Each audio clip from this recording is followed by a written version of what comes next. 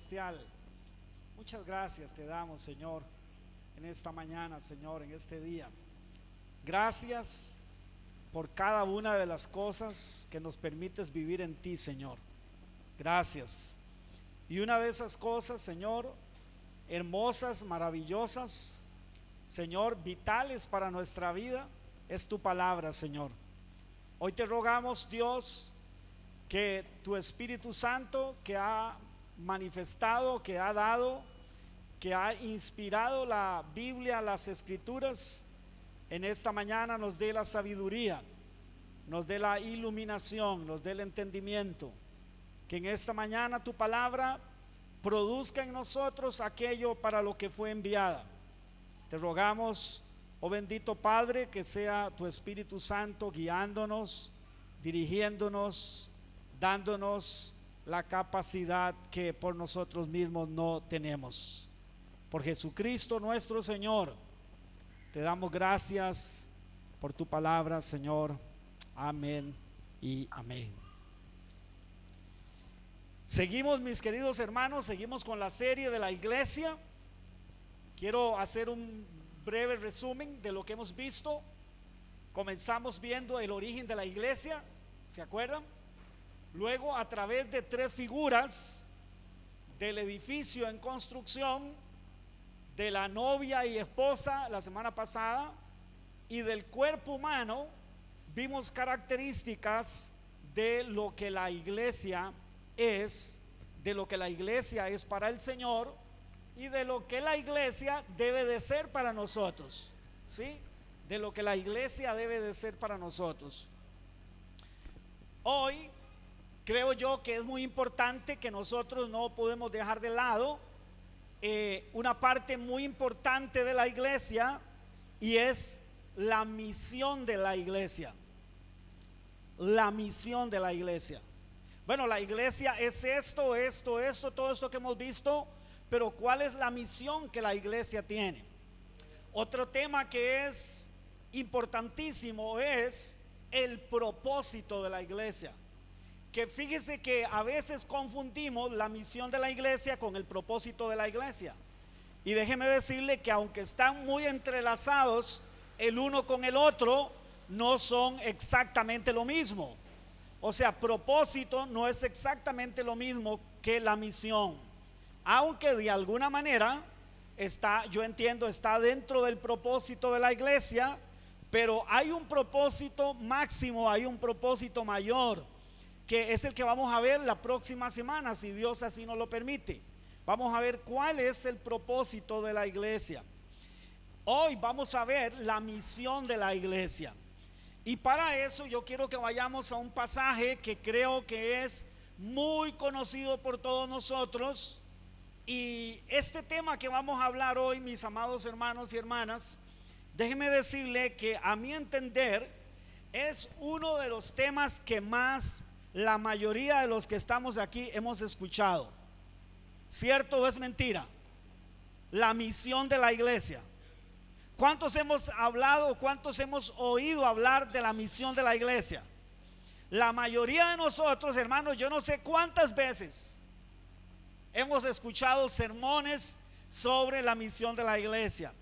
Pero como dijo alguien una vez, lo que hemos venido a llamar la gran comisión se ha convertido lamentablemente en la gran omisión.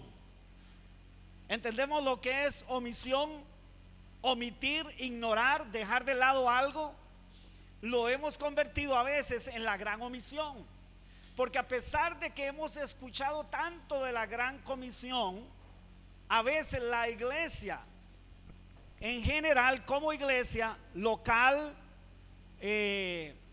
mundial, universal, o la iglesia, cada uno de nosotros en particular, poco hacemos por la misión que Dios nos ha enviado a hacer, o sea, nos ha dado.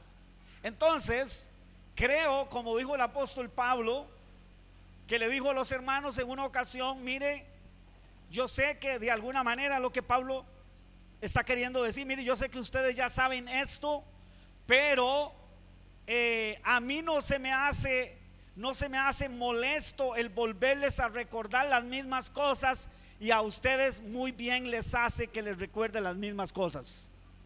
Porque al final no se trata de haber oído o de saber algo, sino de vivir ese algo, ¿cierto? A ver, estamos aquí, ¿sí? Espero que ya no nos hayamos indispuesto al oír cuál es el tema de hoy, ¿verdad? Sino que tengamos siempre la apertura en nuestro corazón de poder saber que hoy Dios quiere refrescar mi corazón con esto. Dios quiere refrescar la vida de esta iglesia al escuchar su palabra de nuevo en este tema. Así que quiero invitarle que vaya conmigo a Mateo capítulo 28.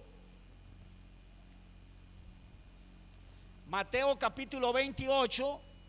Vamos a leer del verso 16 al verso 20. Voy a darles unos segundos de tiempo.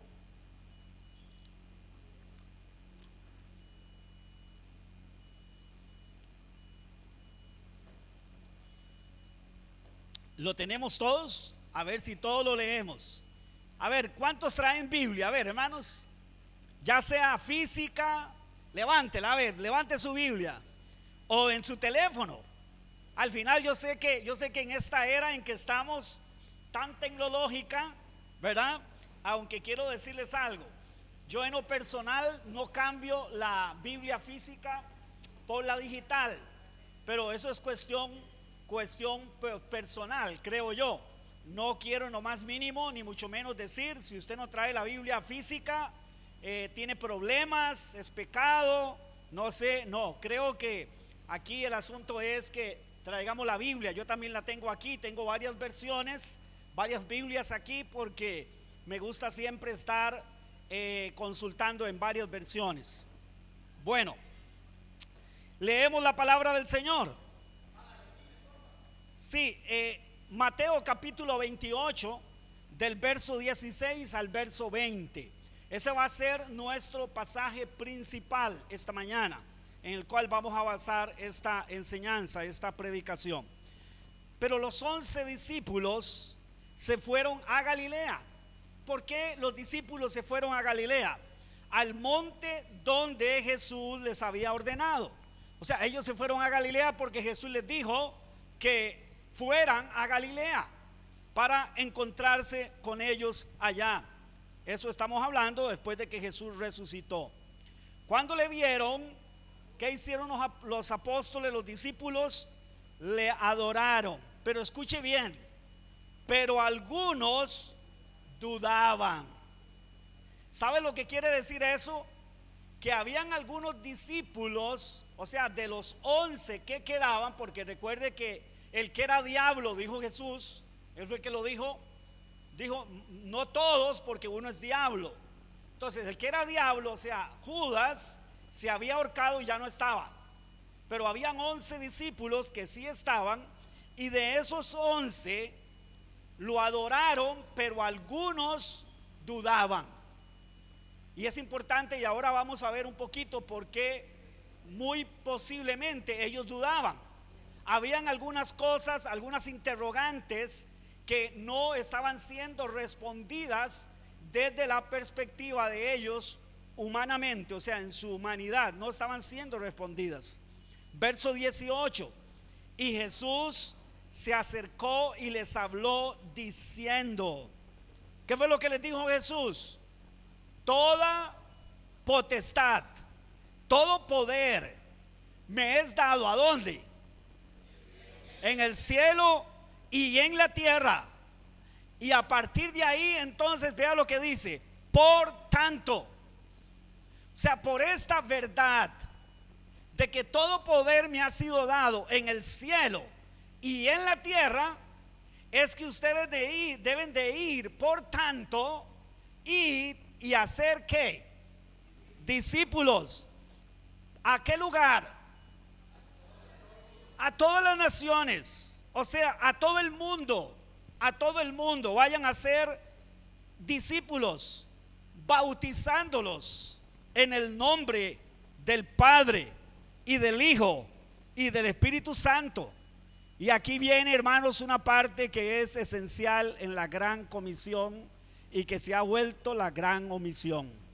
Y es enseñándoles que guarden todas las cosas que os he mandado.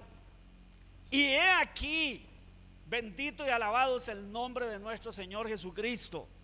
Y he aquí, yo estoy con vosotros. ¿Cuántos días? ¿Cuánto tiempo? Todos los días. ¿Hasta cuánto? ¿Hasta cuánto? Hasta el fin del mundo. O sea, hasta que Él vuelva. Amén. Amén. Id y haced discípulos a todas las naciones. ¿Sí? Y yo estaré con ustedes. ¿Cómo puede Él estar con nosotros, con todos a la misma vez? ¿Sí? ¿Cómo puede hacerlo? Porque toda potestad le ha sido dada en el cielo y en la tierra. ¿Sabe lo que eso significa? Que Él tiene el dominio, Él tiene la autoridad, Él tiene el control de todas las cosas en el cielo y en la tierra. O sea, en todo lugar donde exista algo, exista alguien, ahí Él tiene autoridad y poder y dominio sobre todas las cosas. Amén. Mire, ¿ustedes creen, por qué creen que Jesús les dijo esta declaración tan poderosa a sus discípulos? ¿Ah? ¿Necesitarían ellos escuchar esto, sí o no? Siendo que acabamos de leer que algunos dudaban. ¿Por qué dudaban los discípulos? ¿Sabe? Es importante entender un poquito el contexto. Simplemente no hablar de que dudaban porque eran incrédulos, sino que es importante entender un poquito el contexto, ¿no creen? Miren, en el contexto es muy importante que nosotros recordemos, aquí estamos hablando del final del Evangelio de Mateo. Pero cuando Jesús empieza a predicar, a ver, ¿cuál era una de las enseñanzas principales de Jesús cuando Jesús empezó a predicar el Evangelio?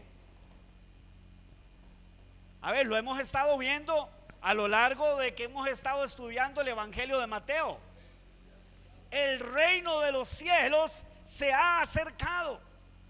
En otras palabras, yo soy el rey que he venido porque el reino de los cielos va a ser restaurado.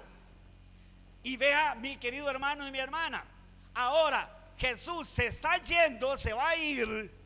¿Y sabe qué ven los discípulos? Desde su óptica humana, que el reino de los cielos no ha sido restaurado. Y ellos tienen serias dudas, porque ellos no esperaban posiblemente que esto sucediera así.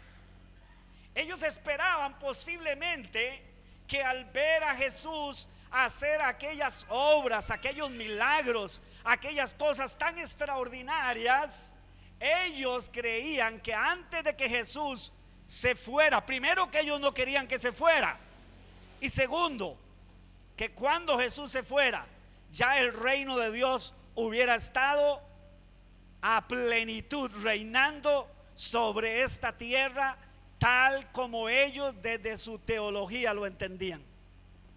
¿Sí? Por eso es que vemos a los discípulos, a Jesús preguntándole algo: Señor, ¿restaurarás el reino de Israel en este tiempo?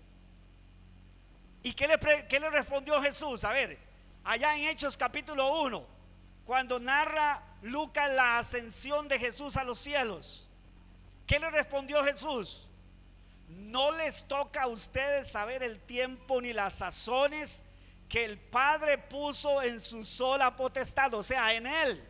A ustedes no les debe de importar eso, en el sentido que ustedes no van a entender ni están entendiendo todavía, pero luego entenderán. ¿Cómo es esto? ¿Sí?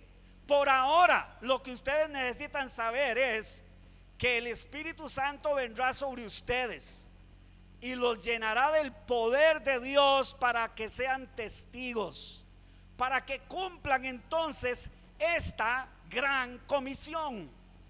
¿Qué se necesita para cumplir la gran comisión? Según lo que vemos en el relato bíblico, el poder del Espíritu Santo. Eso quiere decir que para poder hacer discípulos tenemos primero nosotros que ser discípulos. O sea, alguien que no es discípulo de Cristo no puede hacer discípulos, porque lo que va a hacer es predicar una religión muerta, hermanos. Lo que va a predicar es de algo que no entiende, de algo que no ha transformado su vida, de algo que no ha cambiado su vida. Para nosotros hacer la gran comisión, los discípulos primero tenían que ser eso, discípulos, ¿sí? Y para ser discípulos necesitaban estar llenos del poder del Espíritu Santo de Dios, ¿sí? Porque esto no es un asunto humano. Es aquí donde yo creo que la iglesia contemporánea tenemos que meditar y tenemos que reflexionar y tenemos que entender que la predicación del evangelio no es algo humano, no es algo de técnicas, de formatos humanos, sino que es algo que solamente se puede hacer por el poder del Espíritu Santo de Dios.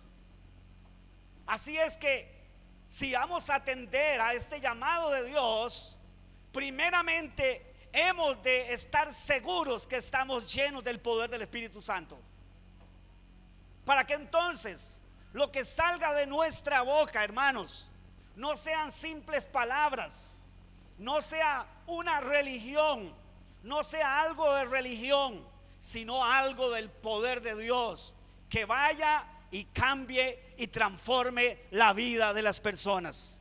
Amén. Bueno, entonces los discípulos, mis queridos amados hermanos y hermanas, estaban confundidos.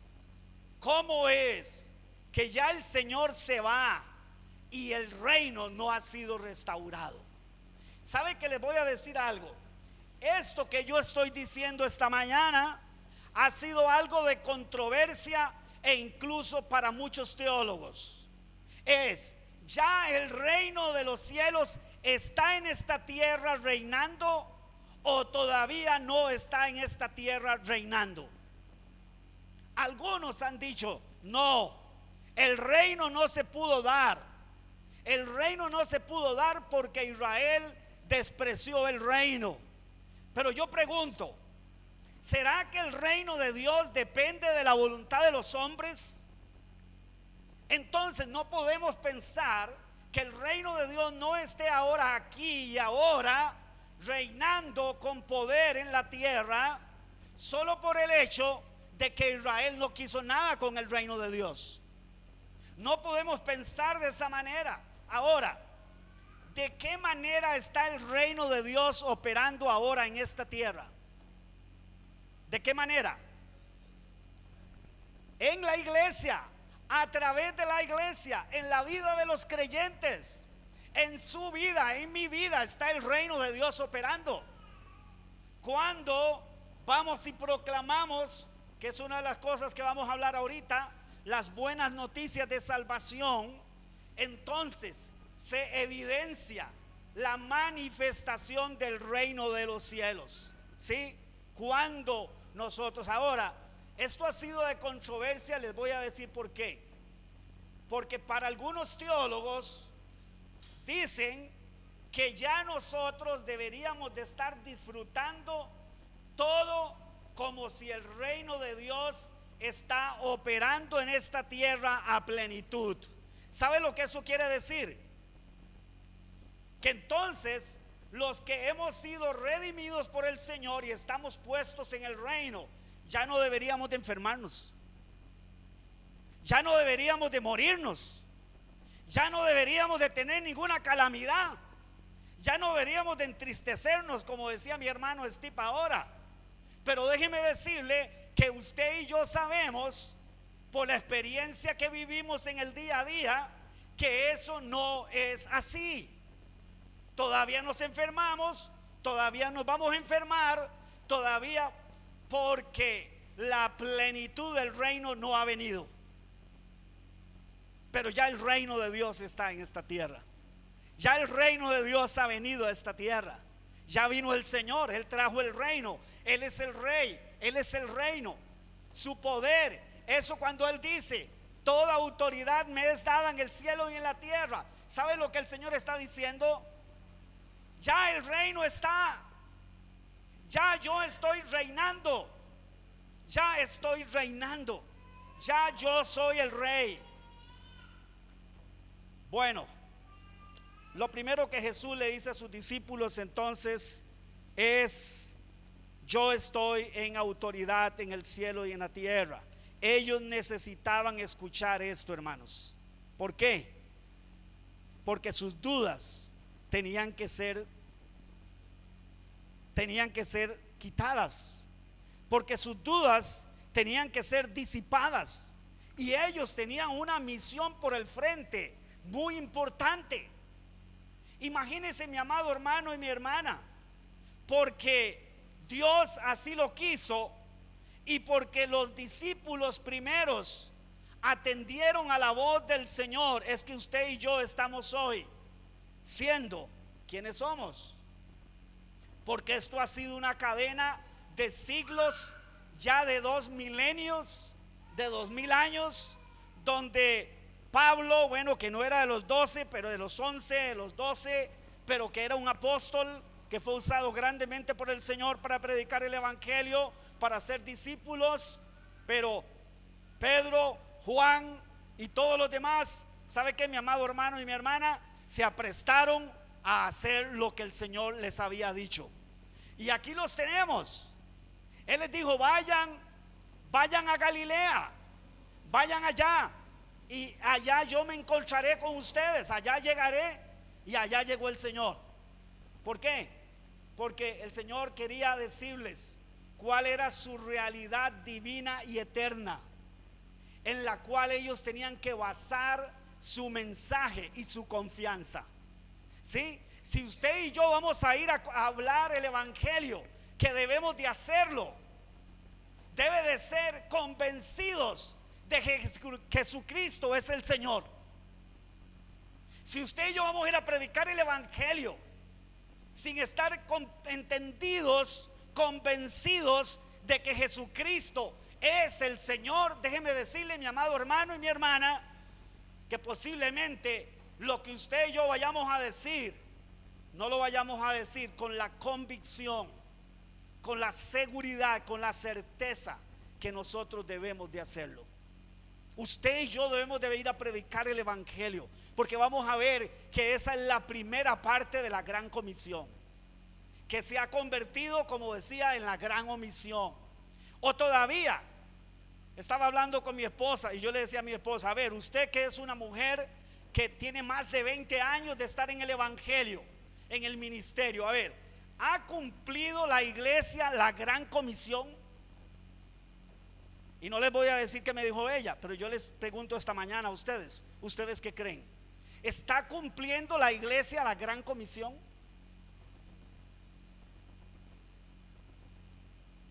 ¿Estamos nosotros cumpliendo la gran comisión? Bueno, yo creo que si hablamos de este tema esta mañana, no es para decir: ay, lo mismo otra vez.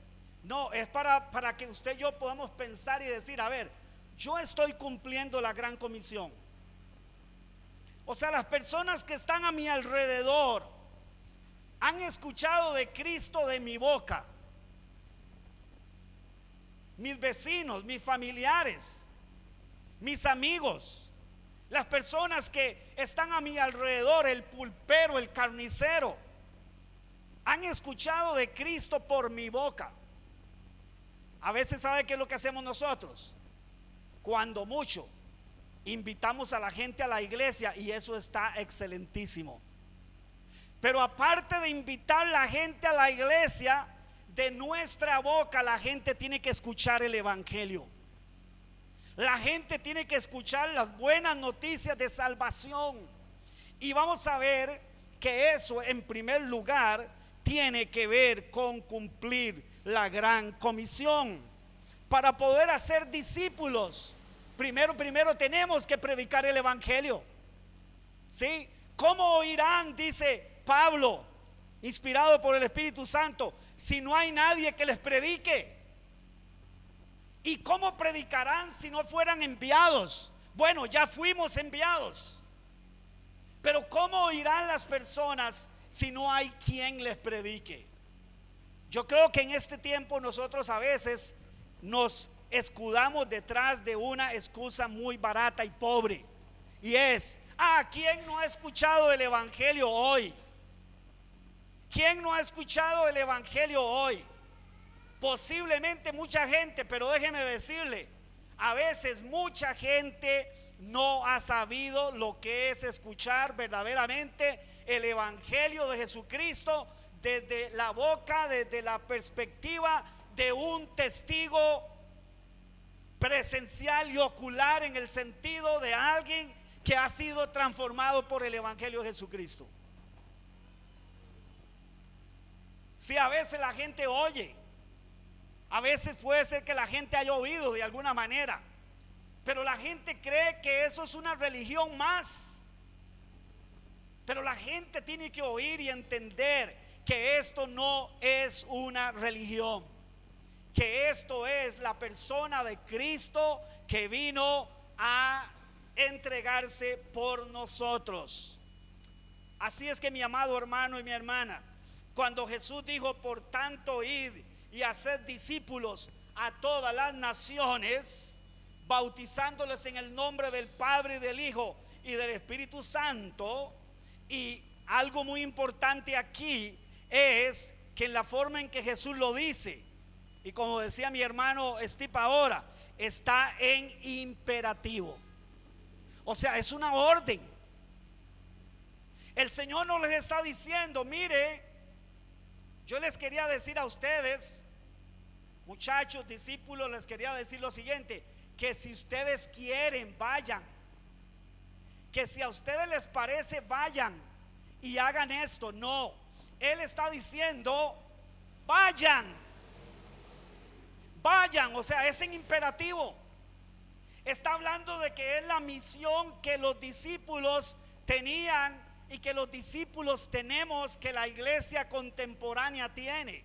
Es ir y predicar el evangelio. Es ir y hablar de la persona de Cristo. A veces yo me doy cuenta, mis queridos hermanos, ¿sabe qué? Sin andar chismorreando, y no me gusta andar eso, de todas maneras no me edifica para nada leer a veces los comentarios que leo en las redes sociales, en Facebook, que ni tengo Facebook, pero entro al Facebook de la iglesia, y cuando voy a entrar al Facebook de la iglesia, hermano, lo primero que me encuentro es a veces a personas incluso que yo conozco, hermanitos que he conocido hace años, haciendo unos comentarios horribles y espantosos, hermanos, que no tienen nada que ver con el evangelio. Y sabe que en lugar de usar las redes sociales para predicar el evangelio, usamos las redes sociales para otras cosas que no son predicar el evangelio. Y qué lástima, y qué desperdicio de tiempo, y qué desperdicio de oportunidad, y qué desperdicio de medios, cuando lo que deberíamos estar es proclamando a Cristo, no peleándonos entre los mismos cristianos. Mire, yo me he dado cuenta, hermanos, y vea, les voy a decir esto. Me he dado cuenta alguna gente que por un lado está dizque a veces predicando, y por otro lado, hermanos, está degradando a personas. Hablando de fútbol, que no estoy diciendo que para nada el fútbol sea malo. Si a usted le gusta el fútbol, está bien, vea fútbol, vea. Es muy malo el fútbol de este país, pero ¿qué vamos a hacer? Es lo que tenemos. La Liga, Saprissa, malísimos, Heredia, todos malos. Y a veces, hermano, me encuentro algunas personas que son sapricistas o liguistas, degradando a los liguistas o a los sapricistas de una manera espantosa y horrible, que sinceramente yo me he preguntado: ¿esta persona es cristiana? Pero luego está diciendo cosas como estas, que los que adoran a María, son hijos del diablo y que, por favor, mi hermano, eso más bien da vergüenza. Esa persona no debería decir nada de eso, porque no está predicando el evangelio. De todas maneras, lo que está haciendo es ofendiendo personas. Es ofendiendo personas. Entonces, lo primero que tiene que ver con la gran comisión es la publicación, la proclamación del evangelio. La proclamación del evangelio. Si usted tiene redes sociales, mire, yo le aconsejo algo, hermano. Utilícele la mayor parte del tiempo para predicar a Cristo. Que hay cientos y millones que no lo conocen y están en este momento, van directo hacia la eternidad sin Cristo, o sea, a la condenación eterna. Hay personas, hermanos, que entran a las redes sociales y están tal vez a punto de quitarse la vida. A punto de quitarse la vida porque están obstinados, porque no le encuentran sentido a esta vida. Y ¿sabe qué, mi amado hermano y mi hermana? Podría ser que Dios podría usarle a usted en algún momento para que esa persona escuche del amor y la misericordia y del favor de Dios y de la gracia de Dios en primer lugar sobre todas las cosas.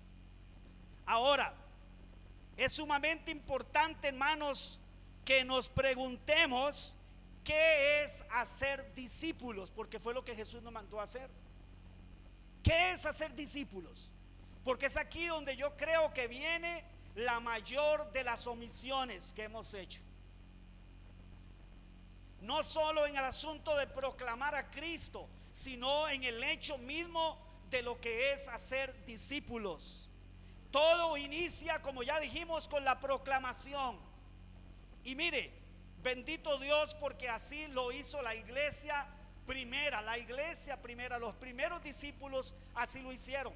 Vaya conmigo a Hechos capítulo 4 versículo 33 para que usted y yo veamos cómo la iglesia del Señor, los discípulos, eso fue lo que se dedicaron a hacer. Capítulo 4 verso 33 de Hechos dice: con gran poder los apóstoles, escuche, daban testimonio de la resurrección del Señor. ¿Sabe lo que eso es? Predicaban el evangelio con gran poder, porque habían sido llenos del Espíritu Santo. Daban testimonio de la resurrección del Señor Jesús, y abundante gracia era sobre todos ellos. ¿Qué estaban haciendo los discípulos después de que Jesús se fue? A pesar de que cuando Jesús se fue estaban llenos de dudas, pero luego vino el poder del Espíritu Santo y disipó todas esas dudas. Y entonces vemos a un Pedro que en el día de Pentecostés, en medio de la confusión que había, se levanta con poder y predica un sermón que hace que 3,000 personas se rindan a los pies del Señor Jesucristo, hermanos. Qué maravilloso. ¿Qué estaban haciendo los discípulos? Eso, predicando el evangelio, proclamándole a todo mundo. Sí, proclamándole a todo mundo. Mire, pudieron haber pensado ellos lo siguiente: ah, no, esta gente, esta nación son un montón de incrédulos, mataron a nuestro Señor Jesucristo. Mire todo lo que han hecho los fariseos, mire todo lo que han hecho en contra del Señor. ¿Para qué les vamos a estar predicando? Pero ¿sabe qué dice la palabra?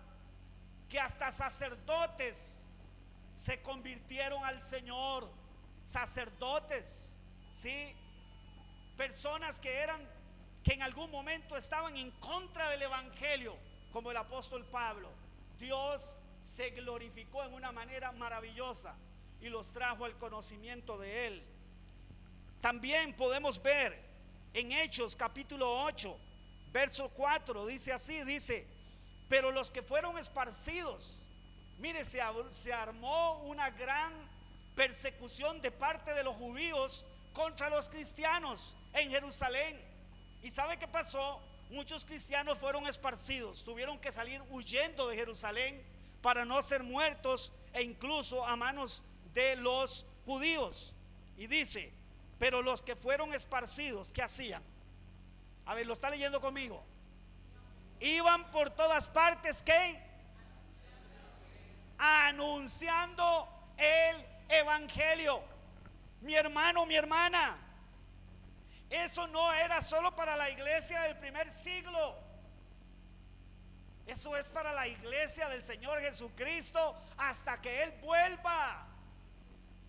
Eso es lo que debería la iglesia del Señor estar haciendo en estos días. Pero que esa persona es muy dura. Pero que esa persona está perdida. Pero que esa persona se burla. Pero que esa... Mire, a usted eso no le interesa, mi querido hermano, mi hermana. A usted no le interesa si la persona es dura, si la persona escucha o no escucha. Usted, mientras le permitan, eso sí, no tome horas de trabajo para predicar el evangelio, porque si lo despiden sin derecho a nada, ¿sabe qué, mi amado hermano? Después no diga, verá, que fue culpa del patrón, el jefe. No en horas de trabajo. Pero muchas veces compartimos con nuestros compañeros fuera del trabajo, sí, al salir del trabajo, en la hora del almuerzo. Mire, en lugar de ponerse, hermanos, a prestar atención a las tonteras que ellos dicen, ¿sabe qué, mi amado hermano, mi hermana? Propóngase, voy a hablarle a una persona de Cristo en el tiempo del almuerzo. ¿Sí?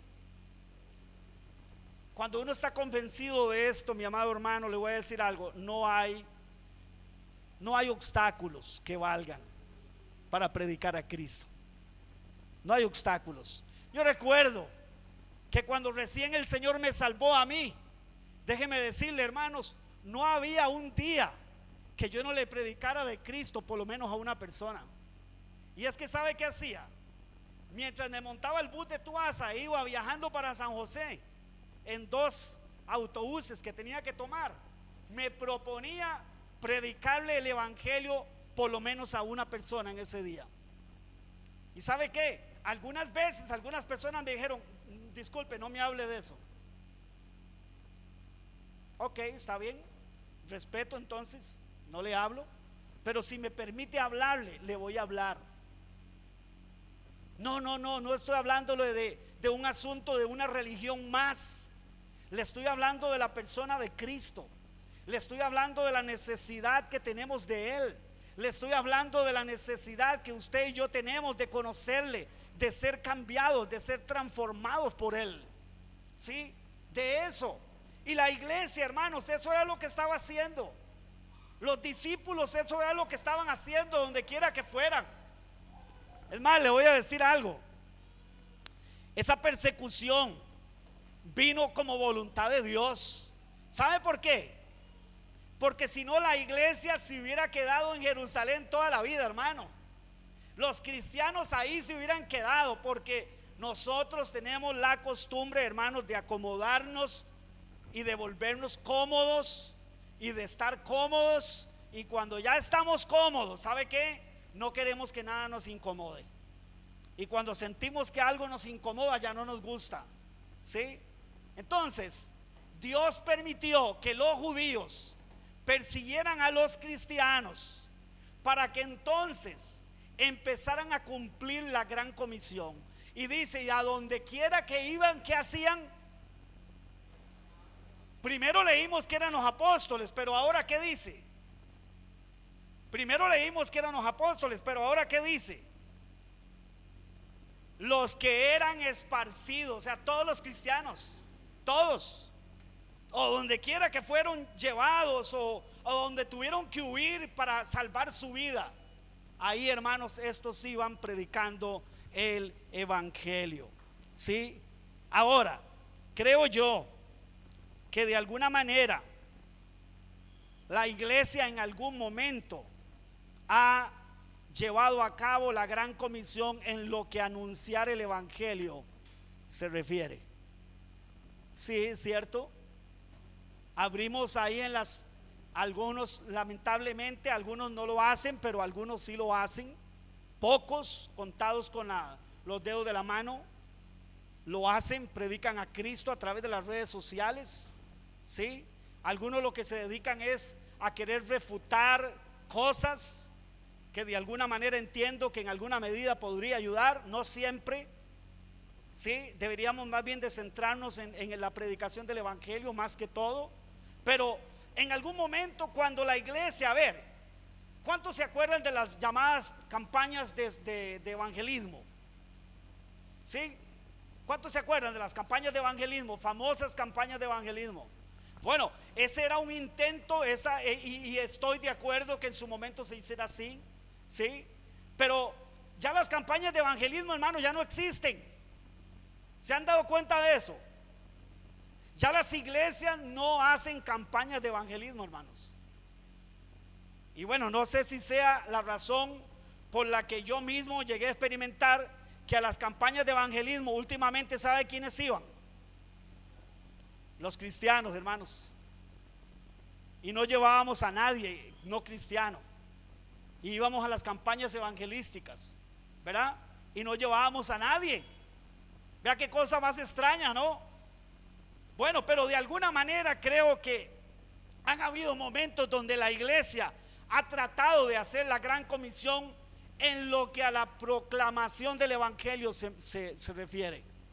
Pero donde ha sido la gran omisión, hermanos, es en la segunda parte. Y vaya conmigo usted al texto para que usted y yo veamos, ¿sí? La otra parte, la parte principal de hacer discípulos, dice verso 20 del capítulo 28, dijo Jesús, enseñándoles. A ver, ¿qué dice? Enseñándoles que guarden unas cuantas cosas, unas pocas cosas o muchas cosas, todas las cosas que yo les he mandado. Y escuche, y aquí está el respaldo, aquí está el sello. Y he aquí yo estoy con vosotros todos los días hasta el fin del mundo. Amén. ¿Qué es entonces hacer discípulos? Primero proclamar a Cristo, pero luego mostrarles a Cristo. ¿Cómo? A ver, Jesús había enseñado las doctrinas esenciales del evangelio a sus discípulos, y esas doctrinas esenciales habían venido a ser transformadoras en la vida de los apóstoles, hasta el punto culminante donde el Espíritu Santo vino y el Espíritu Santo tomó todo lo que ya Jesús les había enseñado y empezó el Espíritu Santo a recordárselos y a hacer que esas verdades se convirtieran en vivencia en la vida de los apóstoles. ¿Sí? ¿Y qué era entonces discipular? ¿Qué fue lo que los primeros discípulos empezaron a hacer? Los apóstoles en este caso. Enseñar lo que Jesús les había enseñado, hermanos. Todas las doctrinas esenciales del evangelio, todas las doctrinas esenciales de la fe cristiana, es lo que ellos empezaron a enseñarle a otros. Y esos otros se lo enseñaron a otros. Y así hasta el día de hoy. Pero déjeme decirle algo. Con el tiempo ha sucedido algo, hermanos, no bueno, con el paso del tiempo. ¿Sabe qué? Que hemos estado fallando mucho en el trasladar todas las cosas, todas las doctrinas a los nuevos discípulos.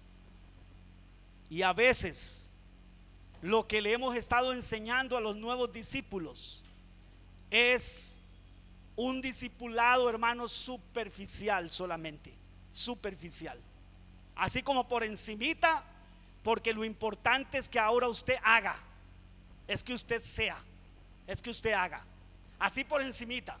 A ver, ¿cuántos de los que estamos aquí, hermanos, están en doctrina fundamental? Levánteme su mano. Levánteme su mano. Me importa mucho, me interesa mucho saber, ¿sí? Porque yo no sé si usted se ha dado cuenta, no baje la mano todavía. Yo no sé si usted se ha dado cuenta que esta iglesia enfatiza esto, hermanos: el discipulado. Pero no es porque queramos tener un formato tal o cual. No es porque queramos innovar. Esto no es innovar. Esto es simplemente volver a lo que Jesús dijo. A ver, los que están en discipulado de doctrina fundamental y los que no están, pregúntese por qué no están. Ah, no, pastor, es que ya yo fui discipulado. ¿Está seguro? Fíjese que eso mismo pensaba yo. Y cuando empecé a estudiar las doctrinas fundamentales del Evangelio, hermanos, tengo que confesar con vergüenza que me di cuenta que estaba en pañales. Y ya tenía años de ser pastor. Y ya tenía años de ser cristiano. Y sabe que mi amado hermano y mi hermana, estaba en pañales. Algunas doctrinas las conocía así, hermanos, por encimita. Apenas, si acaso, lo que a veces muchos cristianos saben: Jesús es el Salvador, Él es el Señor, Él es el Salvador, solo en Él hay salvación, etcétera, etcétera, hermanos, y nada más. Pero déjeme decirle que esas doctrinas tienen una profundidad mucho mayor, que todo cristiano debe de conocer, que todo cristiano debe de profundizar, debe de echar raíces profundas, debe de conocer eso, porque se supone que eso es lo que compone nuestra fe. Y a veces ni siquiera nuestra fe tiene raíces profundas, hermanos. Y claro, por eso es que hoy tenemos algo terrible, y es que surgen un montón de doctrinas falsas por todo lado, y hay un montón de cristianos yendo tras esas falsas doctrinas y diciendo amén. ¿Sabe por qué? Porque los pastores y la iglesia hemos fallado en la gran comisión. No hemos realmente, enteramente discipulado a los cristianos. Cuando hablamos de la fe cristiana, déjeme decirle que ser cristiano, hermanos, no es una moda. Alguna gente, yo creo que hoy cree que ser cristiano es moda. Alguna gente, yo creo que cree que ser cristiano, hermanos, es simplemente ir a una iglesia los domingos, ¿sí? Pero no saber ni siquiera por qué creo lo que creo, o repito lo que repito, o digo amén a lo que digo amén.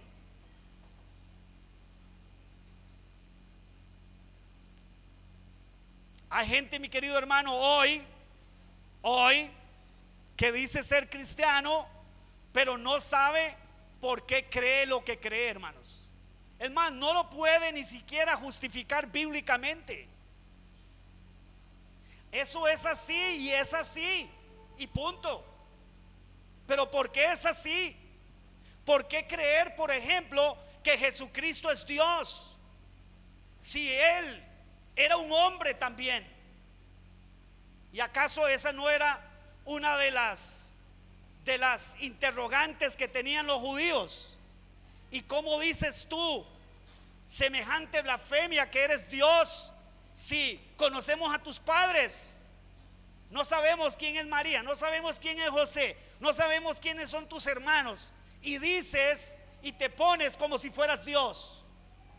Bueno, ¿cómo tener certeza de que ese que vino en carne y hueso como usted y como yo era Dios mismo? ¿Cómo? ¿Cómo saberlo, hermano? ¿Cómo poder saberlo? ¿Solo por repetirlo? Algunos dicen, es que es solo por fe. Por supuesto que la fe al final es lo que tiene que controlar nuestra vida, la fe. Pero a la vez usted y yo tenemos que saber por qué podemos asegurar que Jesucristo era 100% hombre y 100% Dios. Pero bíblicamente, mi querido hermano y mi hermana, no simplemente porque así me dijeron que era y así es. No, bíblicamente, que usted y yo podamos, para nuestra propia fe, tener la certeza, porque creo que esta es la palabra de Dios, y porque la palabra de Dios así lo demuestra, porque Cristo muchas veces así lo dijo. ¿Dónde? ¿Cuándo? ¿Cómo? Ese es el punto, hermanos. Y eso es hacer discípulos. Un discípulo, hermano, que solo se sabe Juan 3:16 y no sé, Romanos 3:23. Un discípulo de Cristo. No estoy hablando de alguien nuevo, porque si es alguien nuevo, es entendible que no tenga un conocimiento muy profundo de la Biblia. Pero estamos hablando de alguien ya viejo. A ver. Vamos a hacer una cosa en esta mañana, hermano. De hecho que aquí lo traigo. Voy a parar aquí ya y voy a hacer un examen de doctrina fundamental a todos los que estamos aquí. Alguien que me ayude a repartir estas hojas. Porque no, es broma, hermano. No es cierto. Pero ¿qué pasaría? No, es broma. Pero vi que algunos hicieron así, hermano.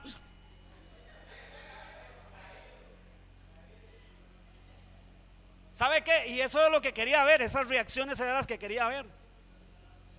Esas reacciones eran las que quería ver. ¿Sabe por qué? Porque posiblemente los que reaccionaron así son los que no están en el discipulado. ¿Ve cómo son las cosas? O sea, no sabemos, pero no queremos. Qué gran problema, hermanos. Pero somos discípulos del Señor. Somos discípulos de Cristo, pero discípulos que no quieren conocer a su Señor, ni quieren conocer lo que Él enseñó. Qué gran problema. Y es que lamentablemente hoy la mayoría de la iglesia, hermanos, esta es la realidad de la mayoría de la iglesia de hoy. Cristianos que no quieren ser discipulados. Primero que no se les discipula, y después que ellos no quieren ser discipulados. Porque cuando tienen la oportunidad de hacerlo, lo menosprecian, hermanos. Lo menosprecian. Mire, quiera Dios que esta mañana, a través de esto que estamos hablando, ¿sabe qué? Dios convenza su corazón de que usted necesita ser discipulado. Mire, hermano, estamos discipulando hasta por medio de una plataforma que se llama Zoom. Tan fácil como a un clip. Usted hace así, vea todo el costo. En su casa, en el sillón de su casa, en la mesa de su casa, usted hace así, clip. ¿Y sabe qué, hermano? Y se conecta, y de esa manera usted puede ser discipulado. Ya sabe qué, mi amado hermano y mi hermana, ya si no aprovechamos ni eso, no vamos a aprovechar nunca nada, hermanos. Porque eso quiere decir que nosotros somos de esas personas que no solo no conocemos, sino que menospreciamos aquello que Dios nos permite que podríamos conocer. Es que, vamos a ver, ¿por qué decimos que fulano de tal es un científico? A ver, dígame el nombre de un científico. A ver, un científico. Franklin Chan. No sé cuántos viajes a la luna, no sé cuántos experimentos está haciendo. Un científico, ¿sí? De la NASA. Ajá, Franklin Chan. ¿Por qué decimos que Franklin Chan es científico? Estudió, se preparó. A ver, ¿usted cree que si usted va y se entrevista con Franklin Chan y usted le pregunta sobre el espacio, Franklin Chan le va a decir, vea, yo no sé, pero así es?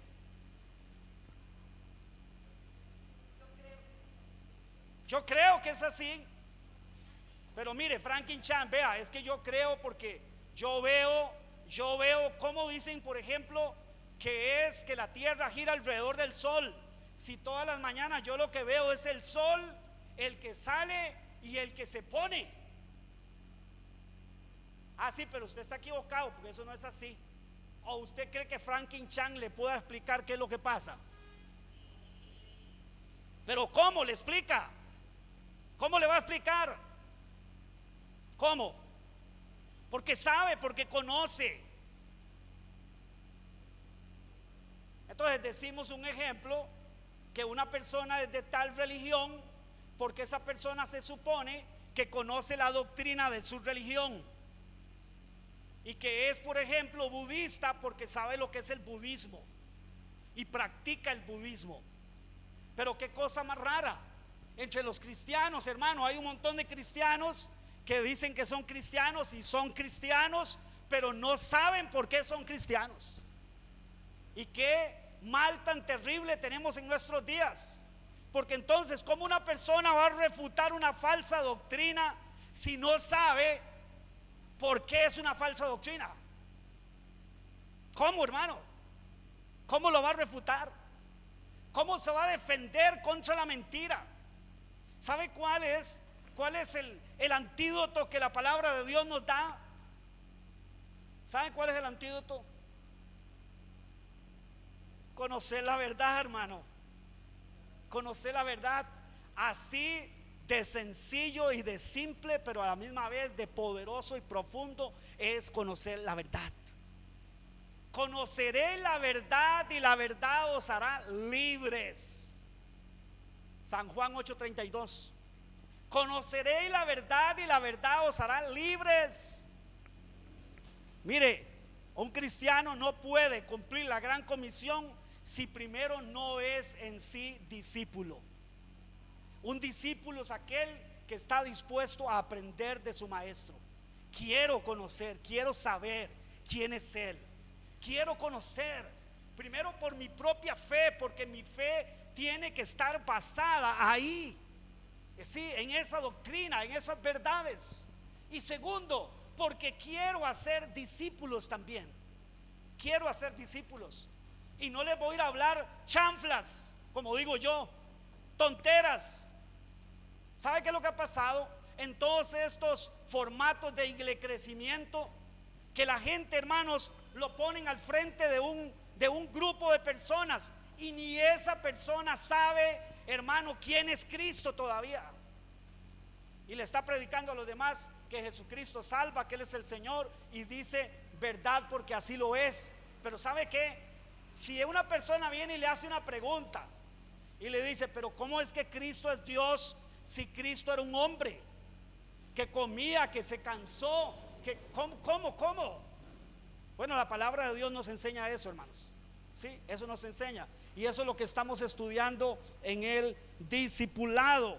Déjeme decirle, hay 9 doctrinas esenciales de la fe cristiana que usted y yo debemos de conocerlas a profundidad, porque a partir de ahí, ¿sabe qué? Podemos tener una fe sólida, que nadie nos va a mover de ahí. No importa cuántos falsos cristos vengan haciendo milagros, haciendo como tal el Señor lo profetizó y lo dijo. ¿Sí? Mire, la doctrina de las Sagradas Escrituras. Si algo ha recibido ataque en toda la historia de la humanidad, es las Sagradas Escrituras, la Biblia. Pero ¿cómo podemos saber usted y yo y estar convencidos que la Biblia es la palabra de Dios? Si estudiamos la doctrina de las Sagradas Escrituras, la doctrina de Dios el Padre. ¿Quién es Dios realmente? ¿Sabe que a veces los conceptos que tenemos de Dios no son bíblicos? ¿Escuchó eso? No son bíblicos. Ay, yo no creo, el Dios que yo creo no es así, mi Dios no es así, mi Dios es esto. Bueno, ese es el Dios que usted ha concebido, pero ¿cuál es el Dios de la Biblia? Ese es el que usted necesita conocer y yo necesito conocer, el Dios de la Biblia. La doctrina de Dios el Padre, la doctrina del hombre. quién realmente es el hombre, pero no desde la perspectiva del hombre, sino desde la perspectiva de Dios. ¿Sí? ¿Quién es el hombre según la visión de Dios, según Dios dice que el hombre es? Porque tenemos un antropomorfismo, o sea, una forma o más bien del hombre, una concepto del hombre, tenemos del hombre, pero humanista. Resulta ser que ahora, hermanos, en el movimiento de la nueva era, decía el pecado no existe. Ya después de la era, no sé si de Orión o no sé cuál de estas eras, ahora ya el pecado no existe, dejó de existir. Ahora el hombre ya no necesita un Dios, sino el hombre es Dios. ¿Qué dice Dios del hombre? La doctrina del pecado. ¿Qué es el pecado realmente para con Dios? ¿Sí? ¿Qué tan destructivo es el pecado para el hombre? La doctrina del Espíritu Santo, hermanos, mire, montones de gente le atribuyen un montón de cosas al Espíritu Santo que no tiene nada que ver con lo que la Biblia enseña. Un montón de prácticas extrañas, hasta parece más bien a veces espiritismo, cosas raras. Pero si conociéramos lo que la Biblia dice del Espíritu Santo, no creeríamos en eso, hermanos. Lo rechazaríamos. La doctrina de la salvación. ¿Sabe qué es lo que saben la mayoría de los cristianos de la doctrina de la salvación? Que estaba perdido, el Señor me salvó, ya no voy para el infierno, voy para el cielo, aleluya, gloria al Señor. Esa es toda la profundidad a veces que tenemos de la doctrina de la salvación. Y todo eso que dije es una gran verdad y es muy cierto, pero déjeme decirle, la doctrina de la salvación es mucho más amplia, es mucho más profunda que eso, y es necesario que usted y yo la conozcamos completamente. La doctrina de la iglesia. Sí, en estos domingos, si mal no recuerdo, 5 creo hasta hoy, hemos simplemente tocado algunos aspectos de la iglesia. Pero la doctrina de la iglesia, hermanos, es mucho más profunda que eso. Y usted necesita conocerlo, porque usted es parte de la iglesia. Y si usted es parte de la iglesia, usted necesita saber qué es la iglesia realmente. La doctrina de los ángeles. Mire, hoy, si de algo se habla es de los ángeles, pero de una manera tan aberrante, al punto que andan por ahí algunos falsos maestros aquí en las YouTube y esto, hermano, diciendo que ellos le dan orden a los ángeles. A mí los ángeles me arreglan la maleta, a mí los ángeles me hacen la comida. Y yo sé que ustedes no creen, pero ellos me hacen la comida. Falsos maestros enseñando falsas enseñanzas. Los ángeles no son para eso, ni usted y yo tenemos ninguna autoridad sobre los ángeles. Mentira. Dice que son espíritus ministradores en favor de aquellos que han de heredar la salvación. Pero el único que puede darle orden a los ángeles se llama aquel que dijo: toda potestad me es dada en el cielo y en la tierra. Él es el único que le da orden a los ángeles. Que no venga ningún mentiroso, farsante, que quiere darse créditos él a decirnos hoy que a él le alista la comida a los ángeles. ¿Cómo le dicen? El Papa. ¿Usted sabía que en la religión católica hace muchos años enseñaban que el Papa no comía comida hecha por los seres humanos, sino por los ángeles? Esa es una de las enseñanzas de la Iglesia Católica Romana. Mentira del mismo infierno, hermano. Mentiras. Pero ¿cómo podemos nosotros refutar eso? ¿Y cómo podemos ver los ángeles realmente como ellos son? Son consiervos nuestros. Consiervos, no nuestros siervos. Consiervos. Nosotros somos siervos, ellos son siervos. Siervos del Señor. Ellos están para servir al Señor, nosotros estamos para servir al Señor. ¿Sí?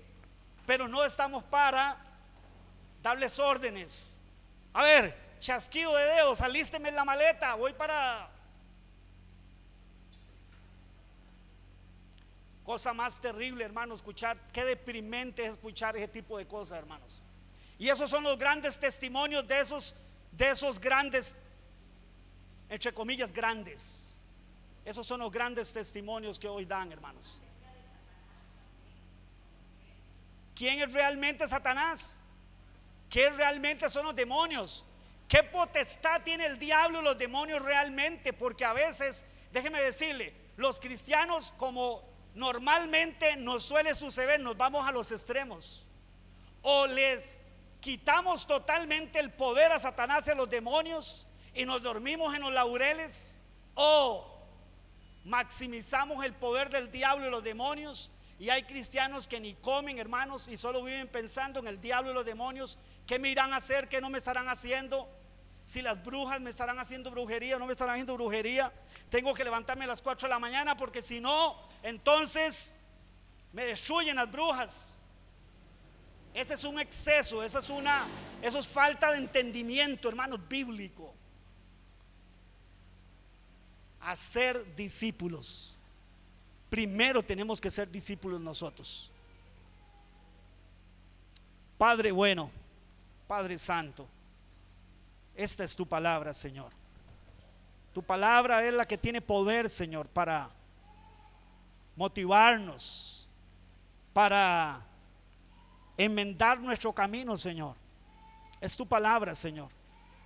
Rogamos que esta mañana, en lugar de ofendernos, en lugar de simplemente incomodarnos, Señor, esta mañana reflexionemos y esta mañana tomemos decisiones que te glorifiquen a ti, Señor. Rogamos que el poder de tu palabra, tal como dijo el profeta, mi palabra irá y producirá aquello para lo que fue enviada.